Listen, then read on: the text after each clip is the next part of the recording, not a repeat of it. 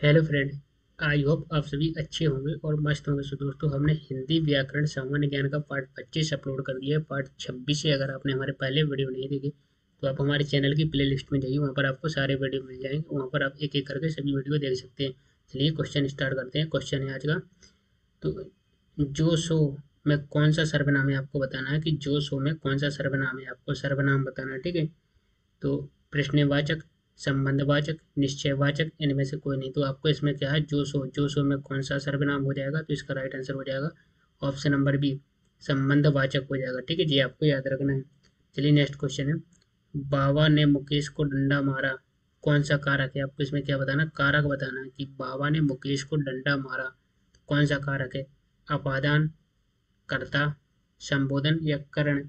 तो इनमें से आपको बताना है कि बाबा ने मुकेश को डंडा मारा कौन सा कारक है। तो इसका राइट आंसर हो जाएगा ऑप्शन नंबर बी हो जाएगा, कर्ता। ठीक है, क्या हो जाएगा, राइट आंसर हो जाएगा ऑप्शन नंबर बी। चलिए नेक्स्ट क्वेश्चन है।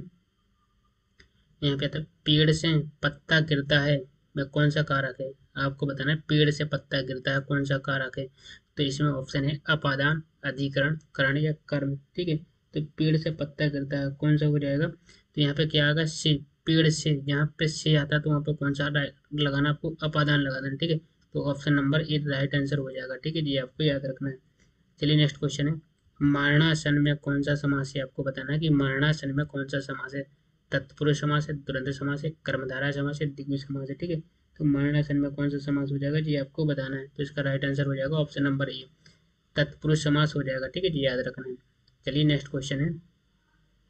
यहाँ पे आता है पंचानन। पंचानन में कौन सा समास है, आपको बताना कि पंचानन में कौन सा समास है। बहुव्रीहि समास, कर्मधारय समास, अधिकरण या द्विगु समास। ठीक है, पंचानन में कौन सा समास हो जाएगा।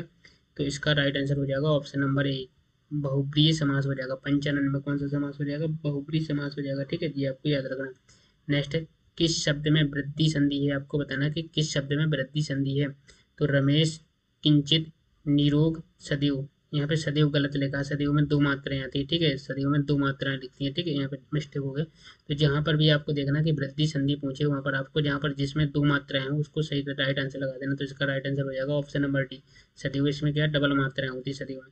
तो राइट आंसर हो जाएगा क्या, ऑप्शन नंबर डी। चलिए नेक्स्ट क्वेश्चन है। यहाँ पे आता है व्यायाम। व्यायाम में कौन सी संधि है, आपको बताना है व्यायाम में कौन सी संधि है। यण संधि है, विसर्ग संधि है, स्वर संधि है, गुण संधि है। ठीक है। तो व्यायाम में बताना कौन सी संधि है। तो इसका राइट आंसर हो जाएगा ऑप्शन नंबर ए, यण संधि हो जाएगी। ठीक है जी, आपको याद रखना है। जहाँ पर भी आपको किसी शब्द में आधा अक्षर मिलते हैं तो वहाँ पर यण संधि होती है। ठीक है जी, आपको याद रखना है। चलिए नेक्स्ट है। निसंतान में संधि है, आपको बताना है निसंतान में कौन सी संधि है। तो निसंतान में आपको बताना है। तो यहाँ पे अभी हमने आपको क्या बताया कि जहाँ पर आधा शब्द आता है वहाँ पर ऋण संधि होती है, लेकिन कुछ अपवाद होते हैं जहाँ पर क्या है, वहाँ पे ऋण संधि ना होकर का, जैसे कि आप यहाँ पे व्यायाम, तो इसका व्यय प्लस आयाम करेंगे तो यहाँ पे आधा अक्षर आ जाएगा। ठीक है। लेकिन यहाँ पे क्या निसंतान है, निसंतान को में आप संधि विकसित करेंगे तो नी प्लस संतान आ जाएगी। तो यहाँ पे क्या आ जाएगा, विसर्ग आ जाएगा। तो इसका राइट आंसर हो जाएगा ऑप्शन नंबर विसर्ग संधि हो जाएगी। ठीक है, यहाँ पे विच्छेद करने पर क्या आता है, विसर्ग आता है। तो इस तरह इसका राइट आंसर हो जाएगा ऑप्शन नंबर बी, विसर्ग संधि। चलिए नेक्स्ट क्वेश्चन है। यहाँ पे आता है निर्मोह। निर्मोह का संधि रूप होगा, आपको बताना है निर्मोह का संधि रूप क्या होगा। तो ये आपको निर प्लस मोह, निहि प्लस मोह, नी प्लस मूम और निहि प्लस मोह। तो निर्मोह को बताना है। ठीक है, आपका संधि कैसे, संधि विच्छेद। तो इसका राइट आंसर हो जाएगा ऑप्शन नंबर डी हो जाएगा, निहि प्लस मोह। तो आपको बताना निर्मोह में कौन सा संधि आ रही है, आपको संधि का नाम बताना, वो कमेंट में बताना। ठीक है। चलिए नेक्स्ट क्वेश्चन है। एक एक में कौन सी संधि है, आपको बताना है एक एक में कौन सी संधि है। ठीक है। तो इसमें एक एक में क्या है, यहाँ पे डबल मात्रा है, गलत छप गया। ठीक है, प्रिंट टाइपिंग करते समय यहाँ पे एक एक में क्या डबल मात्रा है। तो अभी हमने क्या बताया, जहाँ पर भी डबल मात्रा हो किसी शब्द में वहाँ पर कौन सी संधि होती है। तो वहाँ पर होती है वृद्धि संधि। तो राइट आंसर हो जाएगा ऑप्शन नंबर बी, वृद्धि संधि हो जाएगी। ठीक है जी, याद रखना। चलिए नेक्स्ट क्वेश्चन है। यहाँ पे था नवोडा। नवोडा का संधि रूप क्या हो जाएगा, आपको बताना कि नवोडा का संधि रूप क्या है। तो नव प्लस ओडा, नवो प्लस डा, नव प्लस ऊडा या नवो प्लस नवो इक्वल ओडा। यहाँ पे इक्वल नहीं आता है, प्लस का चिन्ह। ठीक है। तो यहाँ पे नवोडा का संधि रूप बताना है आपको, क्या हो जाएगा नवोडा का। ठीक है, तो इसका राइट आंसर हो जाएगा ऑप्शन नंबर सी हो जाएगा, नव प्लस ऊडा हो जाएगा। ठीक है, तो ये आपको याद रखना है। नेक्स्ट क्वेश्चन है सदाचार। सदाचार में कौन सी संधि है, आपको बताना कि सदाचार में व्यंजन संधि है, स्वर संधि है, विसर्ग संधि है या आदि संधि है। तो सदाचार में क्या, सद प्लस आचार। तो इसका राइट आंसर हो जाएगा ऑप्शन नंबर ए, व्यंजन संधि हो जाएगी। सदाचार में कौन सी संधि होती है, व्यंजन संधि होती है। ठीक है। चलिए नेक्स्ट क्वेश्चन है, यहाँ पे क्वेश्चन आता है उज्ज्वल। उज्ज्वल का संधि रूप होगा आपको, उज्ज्वल का संधि विच्छेद बताना है। उत प्लस ज्वल, उद प्लस जल, उत प्लस जल या उद प्लस ज्वल।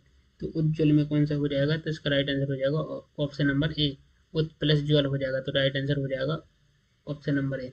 नेक्स्ट है पर्यावरण। पर्यावरण में संधि है, आपको बताना है पर्यावरण में कौन सी संधि है। अयादी संधि है, वृद्धि, यहाँ पे गलत लिखा है, ठीक है, टाइपिंग मिस्टेक है, यहाँ पे क्या है, वृद्धि लिखा है, वृद्धि संधि है, यण संधि है, दीर्घ संधि है, ठीक है। तो वो पर्यावरण में बताना है पर्यावरण में कौन सी संधि है। तो इसका राइट आंसर हो जाएगा ऑप्शन नंबर सी हो जाएगा, यण संधि हो जाएगी, ठीक है। पर्यावरण में कौन सी संधि है, यण संधि है। चलिए नेक्स्ट क्वेश्चन है, यहाँ पे क्वेश्चन आता है सन्मार्ग। सन्मार्ग का संधि बताना है कि आपको क्या है, सन्मार्ग में कौन सी संधि है। सन्मार्ग का आपको संधि बताना है। तो इसमें आपको ऑप्शन ए है संत प्लस मार्ग, सत प्लस मार्ग या सत प्लस आर्ग या सत प्लस मार्ग। तो सन्मार्ग का संधि रूप हो जाएगा ऑप्शन नंबर बी, सत प्लस मार्ग हो जाएगा। तो राइट आंसर हो जाएगा ऑप्शन नंबर बी हो जाएगा, ठीक है जी, आपको याद रखना है। चलिए नेक्स्ट क्वेश्चन है रामायण। रामायण का संधि रूप होगा, आपको बताना कि रामायण का संधि रूप क्या होगा जी, आपको बताना है, ठीक है। तो राम प्लस आयन, राम प्लस अयन, राम प्लस यन या रमा प्लस आयन। तो रामायण का बताना, रामायण का संधि रूप क्या हो जाएगा, ऑप्शन नंबर ए हो जाएगा, राम प्लस आयन हो जाएगा, ठीक है जी, याद रखना। चलिए नेक्स्ट क्वेश्चन है खड़ी बोली किस हिंदी की बोली है, आपको बताना कि खड़ी बोली किस हिंदी की बोली है। पश्चिमी हिंदी की, बिहारी हिंदी की, पूर्वी हिंदी की या पहाड़ी हिंदी की। तो खड़ी बोली हो जाएगी कि पश्चिमी हिंदी की। तो राइट आंसर हो जाएगा ऑप्शन नंबर ए। चलिए नेक्स्ट क्वेश्चन है रमेश ने कहा कि मैं नेहा के गाल पर तमाचा मारूंगा, इस वाक्य में करता है। तो आपको बताना नेहा गाल तमाचा रमेश। तो आपको करता बताना, तो इसका राइट आंसर हो जाएगा ऑप्शन नंबर डी हो जाएगा, रमेश हो जाएगा, ठीक है। तो किसने, रमेश ने कहा कि नेहा के गाल पे तमाचा मारूंगा, इस वाक्य में करता क्या हो जाएगा, रमेश हो जाएगा, ठीक है। चलिए नेक्स्ट क्वेश्चन है, ये क्या है, उसने पढ़ा था, इस वाक्य में काल है, उसने पढ़ा था में काल है, आपको बताना कौन सा काल है, उसने पढ़ा था। तो इसमें क्या आधुनिक काल, यहाँ पे गलत लिखा, ठीक है, मिस्टेक हो जाती है, टाइपिंग करते हैं। आधुनिक काल, भूतकाल, वर्तमान काल, इनमें से कोई नहीं। तो उसने पढ़ा था, यहाँ पर था आ जाएगा, तो मतलब बीत चुका, तो क्या है, भूतकाल हो जाएगा। तो राइट आंसर हो जाएगा ऑप्शन नंबर बी। चलिए नेक्स्ट क्वेश्चन है राम धीरे धीरे पढ़ता है, इस वाक्य में धीरे धीरे शब्द है, आपको बताना है कि राम धीरे धीरे पढ़ता है। तो धीरे धीरे शब्द सर्वनाम है, अव्यय है, क्रिया विशेषण है या विशेषण है, ठीक है। तो आपको ये बताना है राम धीरे धीरे पढ़ता है, ठीक है। तो इसका राइट आंसर हो जाएगा ऑप्शन नंबर सी हो जाएगा, क्रिया विशेषण हो जाएगा, ठीक है, यहाँ पे क्रिया विशेषण। तो राइट आंसर हो जाएगा ऑप्शन नंबर सी। चलिए नेक्स्ट क्वेश्चन है, यहाँ पे तो निम्नलिखित में से कौन विशेषण, विशेषण का भेद नहीं है, आपको बताना कि जो भेद नहीं है विशेषण का, क्या है, विशेषण का भेद नहीं है वो बताना है, ठीक है। पुरुषवाचक, सार्वनामिक, परिणामवाचक या गुणवाचक, ठीक है। विशेषण का भेद नहीं है वो आपको बताना है। तो इसका राइट आंसर क्या हो जाएगा, ऑप्शन नंबर ए हो जाएगा, पुरुषवाचक हो जाएगा, ठीक है। तो option number A right answer हो जाएगा। चलिए नेक्स्ट है उसका कोट पुराना था, वाक्य में पुराना है। तो उसका कोट पुराना था, इसमें पुराना क्या विशेषण है, संप्रदान है, अधिकरण है, भाववाचक संज्ञा है, ठीक है। तो इसका राइट आंसर हो जाएगा ऑप्शन नंबर ए, विशेषण हो जाएगा। तो उसका कोट पुराना था, वाक्य में पुराना क्या है, विशेषण हो जाएगा, ठीक है। विशेषण मतलब बताता है क्या है। चलिए नेक्स्ट क्वेश्चन है, यहाँ पे आता है मैं यह काम अपने आप ही कर लूंगा, इस वाक्य में आप क्या हैं, ठीक है। तो आप इस वाक्य में आप क्या हैं ये बताना। निजवाचक सर्वनाम है या अनिश्चयवाचक सर्वनाम है या निश्चयवाचक सर्वनाम है या पुरुषवाचक सर्वनाम है, ठीक है। तो इसमें आपको बताना है। तो इसका राइट आंसर क्या हो जाएगा, निजवाचक सर्वनाम हो जाएगा। तो ऑप्शन नंबर ए क्या राइट आंसर हो जाएगा।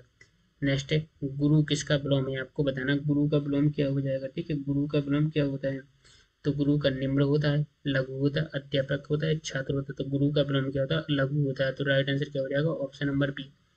चलिए नेक्स्ट क्वेश्चन है, यहाँ पे आता है गरल। गरल का विलोम होगा शरबत, जूस, सुधा या जल। तो गरल का विलोम बताना है आपको। तो गरल का विलोम क्या हो जाएगा, तो ऑप्शन नंबर सी, सुधा क्या है, सुधा गरल का विलोम होता है, ठीक है, ये याद रखना। नेक्स्ट है गत। गत का विलोम होगा विराम, आगत, गर्द या स्वागत। तो गत का विलोम क्या हो जाएगा जी, आपको बताना। तो गत का विलोम हो जाएगा आगत हो जाएगा, ठीक है। तो option number B right answer हो जाएगा। चलिए नेक्स्ट क्वेश्चन है, यहाँ पे आते कर्कश। कर्कश शब्द का विलोम होगा। अब आपको कर्कश शब्द का विलोम क्या है जी बताना है, ठीक है। कठोर, विवेकी, मधुर या विनम्र, ठीक है। तो कर्कश का क्या हो जाएगा, कर्कश का हो जाएगा विनम्र हो जाएगा, ठीक है। Option number D right answer हो जाएगा, ठीक है, ये आपको याद रखना। क्या है कर्कश, कर्कश शब्द दिया, तो कर्कश शब्द का विलोम हो जाएगा विनम्र हो जाएगा, ठीक है। चलिए नेक्स्ट है कृतज्ञ। कृतज्ञ का विलोम होगा, आपको बताना है कृतज्ञ का विलोम क्या होगा। उदार होगा, कृतज्ञ होगा, आज्ञाकारी, निर्दयी होगा। तो कृतज्ञ का क्या हो जाएगा, कृतज्ञ हो जाएगा। ठीक है, तो option number B right answer हो जाएगा। कृतज्ञ का विलोम होता है कृतज्ञ। चलिए नेक्स्ट क्वेश्चन है कानन। कानन का विलोम क्या हो जाएगा, शहर, सुनसान, वन या भीड़। कानन का बताना है आपको। ठीक है, कानन का विलोम हो जाएगा क्या, कानन का विलोम हो जाएगा शहर हो जाएगा। ठीक है, तो option number A right answer हो जाएगा। चलिए नेक्स्ट है रिजु। रिजु का विलोम होगा, आपको रिजु का विलोम होता है ना, गोला, घेरा, वक्र, त्रिभुज। तो रिजु का विलोम क्या हो जाएगा, रिजु का विलोम होता है वक्र होता है। ठीक है जी, याद रखना है। तो राइट आंसर हो जाएगा ऑप्शन नंबर सी। तो दोस्तों हमने इसमें आपको टॉप 30 क्वेश्चन सॉल्व कराए हैं। अब आपको कमेंट में बताना है ईमानदारी से कि आपके 30 क्वेश्चन में से कितने क्वेश्चन सही बने हैं। ठीक है, तो ये आपको कमेंट में बताना। और दोस्तों अगर आपने हमारे पहले वीडियो नहीं देखी है, अब 1 से लेकर 25 तक, तो आप हमारे चैनल के प्ले लिस्ट में जाइए, वहाँ पर आपको सारे वीडियो मिल जाएंगे। तो एक एक करके आप सभी वीडियो देख सकते हो और MCQ सॉल्व कर सकते हैं। तो दोस्तों अगर आपने अभी तक इस वीडियो को ज़्यादा से ज़्यादा शेयर नहीं किया है, टेलीग्राम, इंस्टाग्राम, फेसबुक, जहाँ पर भी आपको शेयर करना है, शेयर जरूर करना। तो दोस्त मिलते हैं नेक्स्ट वीडियो में, जब तक के लिए आपको थैंक यू सो मच।